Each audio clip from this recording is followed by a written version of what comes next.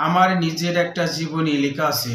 এই ডায়েরিতে লেখা ছিল আমি আ ১,০০০ পৃষ্ঠা নিয়ে আমার লেখা শেষ করা হয়েছিল। তারপরে অবকাশের কারণে আমি লিখতে পারিনি, আমার লেখা হয়নি।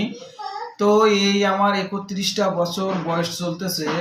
বাকিটা বয়স পর্যন্ত আমার লেখা হয়েছে। কিন্তু এই ৭ টি বছর ধরে কোনো আমার লেখা হয়নি। তো কাজের কারণে, কর্মক্ষেত্রে এবং বিভিন্ন সাইট থেকে অবকাশ পাইনি বিধায় লেখা হয়নি এবং লেখালেখি আমি পুরোটাই বাদই দিয়েছিলাম।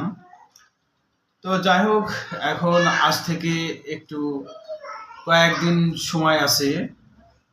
তো এই সময়ের ভিতরে আমি লেখা শুরু করব। তো এই ডায়েরি থেকে লিখে আমার টাইপিং করতে হবে। আমার টাইপিং করে তারপরে আমার এটা শেষ করতে হবে। এই দেখেন ২০২২ সাল ২০২২ সালের পর্যন্ত লেখা আছে।